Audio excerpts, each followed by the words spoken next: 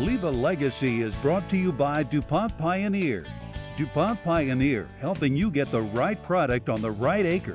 Science with service, delivering success. Farms in the same family for nearly a century and a half tend to have a story or two worth telling. That's definitely the case for the Wesley Farm in Peru, Indiana. In this Leave a Legacy report, Clinton Griffiths introduces us to a family that's getting closer to keeping their piece of history in place.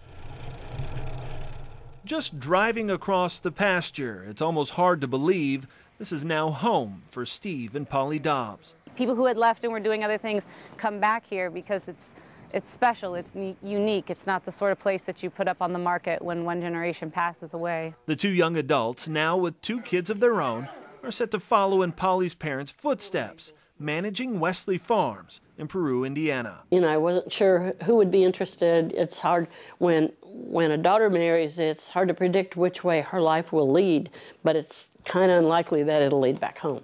It was the same situation Joey faced as a young woman after her marriage to Air Force pilot Sydney. They spent about 20 years moving base to base until her father began calling them home. Eventually, they did return and began learning the business. Well, I tell you what, Sid, if anything happens to me, you've got this whole outfit right there on your head, and it'll be a hard way to learn with nobody to help you. I'm the youngest of 5, and my older 4 siblings were all born at different Air Force bases all around the country when Dad was still flying, but I came around much later, and so this is all I ever knew. All she ever knew, but for many years, a place she couldn't leave fast enough. I was tired of chores and curfews and being tied to the farm, so I ran away from the farm. And she's not the only one to do so. Anything goes. Family member and one-time Wesley Farm owner Cole Porter, composer and entertainment legend, also built a successful career off the farm. It was his decision to leave the fields to Polly's great-grandfather that brought her family back to this storied property. After college, she and Steve got married, she finished law school, and found a job at a firm in downtown Indianapolis.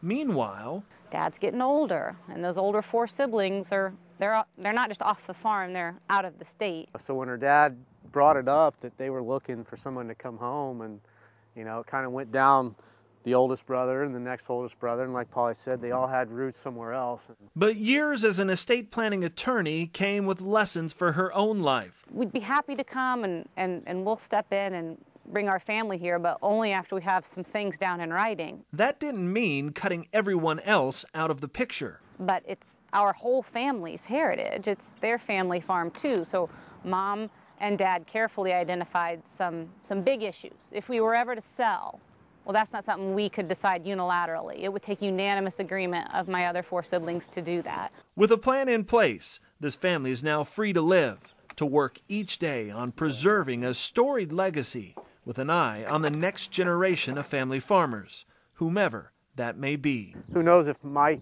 kids will want to stay here?